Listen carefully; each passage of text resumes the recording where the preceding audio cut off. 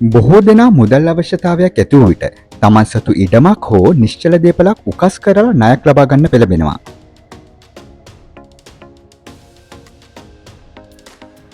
මෙවන් අවස්ථාවකදී බැංකුවක් හෝ ණය දෙන මූල ආයතනයක් වෙත ගියහොත් එකී දේපලේ නිර්වුල්භාවය පිළිබඳ වසර 30ක් පමණ පත්තිරු පරීක්ෂාවක් කරලා දේපලේ පිඹුරු වල අනුමැතිය ලබාගෙන ඇද්ද, ගොඩනැගිලි වලට අදාළ පිඹුරු අනුමත කර ඇද්ද, හිමිකරුගේ අයිතියෙන් නිර්වුල් අයිතියක්ද, ණය ලබා ගන්නා තැනැත්තාට ණය ගෙවීමේ හැකියාවක් තිබේද ආදී වශයෙන් නොයෙකුත් සලකා බැලීම් රාශියක් සිදු කිරීමෙන් අනතුරුව තමයි කෙනෙක්ට ණයක් ගිරිනමනවද නැද්ද යන්න බැංකුව තීරණය කරන්නේ. මේ සඳහා සති 2-3 ඇතැම් විට මාසයක් වෙන කාලයක් වුවද ගත වෙන්න පුළුවන්. මේ නිසා හදිසි අවස්ථාවකදී දේපලක් අපේට තබලා බැංකුවකින් මුදල් ණයට ගැනීම සිදු කිරීම තරමක් අපහසු කාර්යයක් වෙලා තියෙනවා. ඉතින් මෙවැනි අවස්ථාවක ගොඩක් අය පෙළඹෙනුයේ තමන්ගේ ප්‍රදේශයේ දේපල අපේට තබාගෙන පොලියට ණය ලබා දෙන කෙනෙක්ට තමන්ගේ දේපල උකස් කරලා ණයක් ලබා ගන්නයි.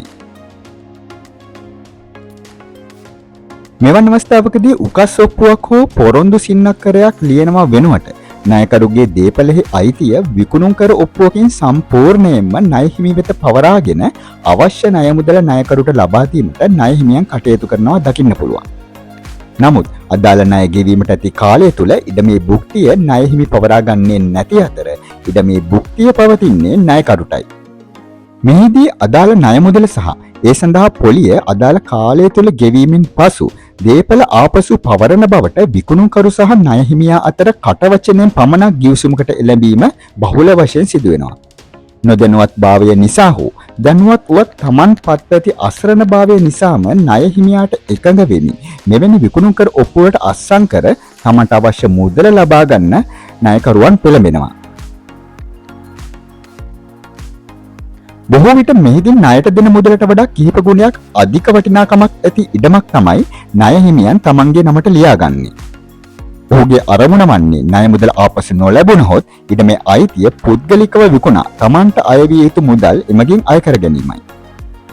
ඒ විකුණා ලැබෙන විශාල මුදල ව්‍යාජ ලෙස ණය හිමියා සතු කර ගැනීමෙන් එමගින් විශාල අසාධාරණයකට ණයකරුට මුහුණ පාන්න සිදු වෙනවා.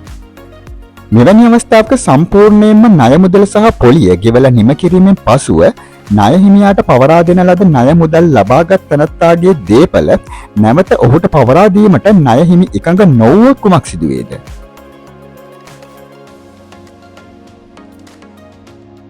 මෙහිදී ණය මුදලක් පොලිය අනුපාතයක් යටතේ ලබාගත් බවක් විකුණුම් කර ඔප්පුවේ සඳහන් වීමක් නොමැති අතර බැලූ බැල්මටම අදාළ දේපල ණය හිමිට විකුණා ඇති බවක් තමයි විකුණුම් කර ඔප්පුවේ දක්වා තිබෙන්නේ.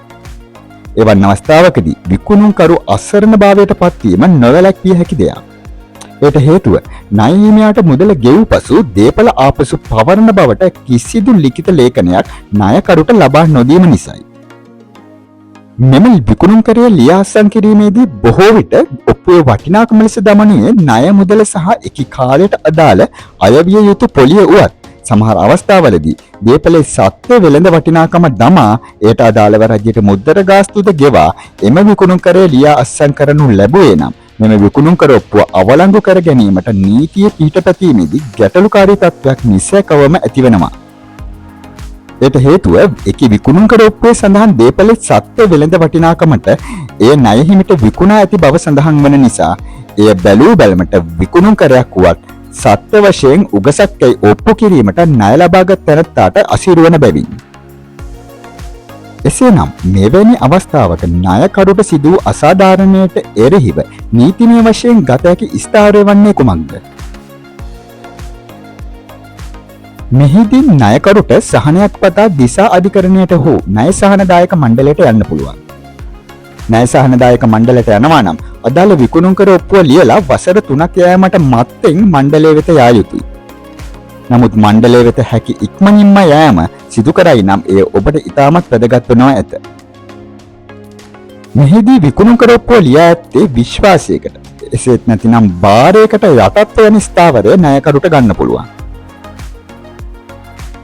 එනම් තමන් සද්භාවයෙන් අදාළ දේපල විකිණීමට කටයුතු නොකළ බවත් හුදෙක් ණය මුදල් ලබා ගන්න ඇපයකට නැතිනම් උකසකට තැබීමක් වශයෙන් පමණක් තමන් බලාපොරොත්තු වූ බවත් කිසිසේත්ම තම දේපල විකුණුවේ නැති බවත් එම දේපළවල නීතිමය අයිතිය පමණක් ණය හිමියාට පැවරී ඇති බවත්, එම දේපළවල ඵල ප්‍රයෝජන ලැබීමේ අයිතිවාසිකම තමා වෙත රඳවා තබාගෙන තිබූ බවත්, සත්‍ය වශයෙන් පාර්ශවයන් අතර ඇතිකර ගැනුණු විකුණුම් කර ඔප්පුවට අමතරව අදාළ ණය මුදල ගෙවීමෙන් පසුව ආපසු දේපළ පවරා දෙනු ලබන බවට වාචික එකඟතාවයක් හෙවත් බාරයක් පැවති බවත් ප්‍රමාණවත් සාක්ෂි ඉදිරිපත් කරමින් දිසා අධිකරණයේදී හෝ ණය සහනදායක මණ්ඩලයේ ඉදිරියේ ඔප්පු කිරීමට හැකියාව ඇති අතර එමගින් විකුණුම් කර ඔප්පුව අභියෝගයට ලක් කරන්න ණයකරුට හැකියාවක් තියෙනවා.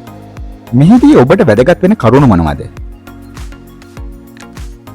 ඔබ ණය මුදලක් ලබා ගැනීම වෙනුවෙන් ඇපයක් ලෙස ඔබගේ දේපළ විකුණුම් කර ඔප්පුවක් මගින් ණය හිමියෙකුට පවරයි නම් එම ණය ඊට අදාළ පොලිය සම්පූර්ණ වශයෙන් ගෙවා දැමීමෙන් අනතුරුව අදාළ දේපළ ආපසු ඔබ වෙත පැවරිය යුතු බවට කොන්දේසියක් අන්තර්ගත ගිවිසුමක් නොතාරිස්වරයෙකු හා සාක්ෂිකරුවන් දෙදෙනෙකු ඉදිරිපිටදී ලිඛිතව ඇති කර ගැනීම අතිශය වැදගත් වෙනවා.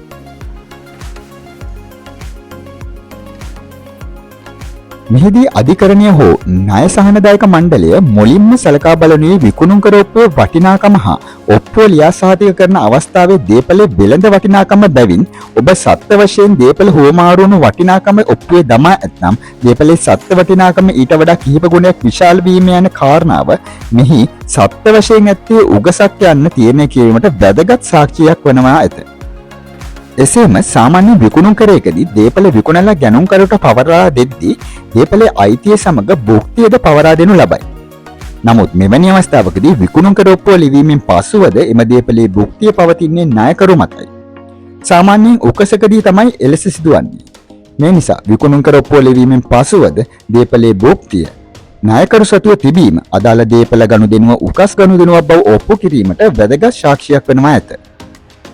තවද ඉඩමක් විකිණීමේදී ගනුදෙනුවට අදාළ මුදල ගැනුම්කරු විකුණුම්කරුට ගෙවූ පසු විකුණුම්කරු ඔප්පුව ලියා අත්සන් කරන අතර ඔප්පුව ලියා අත්සන් කරාට පසුව මාස්පතා ගැනුම්කරුට මුදල් ගෙවීම සිදුවන්නේ නැහැ. එසේ සිදුවන්නේ උකස් කර එකයි. එබැවින් නායකරුවෙකු පොලී මුදල් මාස්පතා ණය හිමිට ගෙවයි නම් එලෙස ගෙවන බවට රිසිට් පතක් වැනි ලිඛිත සාක්ෂියක් තිබේ නම් සත්‍ය වශයෙන් අදාළ ගනුදෙනුව විකිණීමක් නොව උගසක් යන්න තහවුරු කිරීමට එයද වැදගත් සාක්ෂියක් වෙනවා ඇත.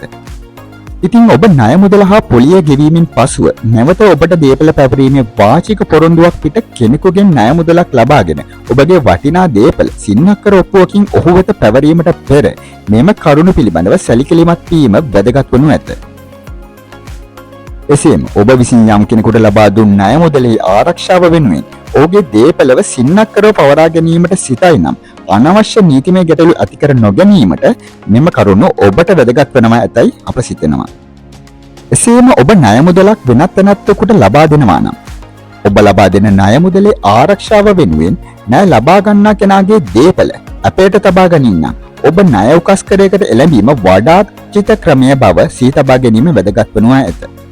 ණය උකස්කර පිළිබඳ නීතිමය තත්ත්වය අපි මීට පෙර වීඩියෝකින් පැහැදිලි කරලා තියෙනවා. ණය උකස්කර පොරොන්දු සින්නක්කර සහ සින්නක්කර ඔප්පු යන ක්‍රමවලින් ණය මුදල් ලබාගෙන ඒවා ගෙවා ගැනීමට නොහැකිව අසරණ වූ පාර්ශවයන්ට ගත හැකි සහනය පිළිබඳ අපි ඊළඟ වීඩියෝවෙන් ගෙන එන්න බලාපොරොත්තු වෙනවා. ඉතින් මෙවැනි තවත් වීඩියෝකින් හමු වෙන තෙක් ඔබට ජය.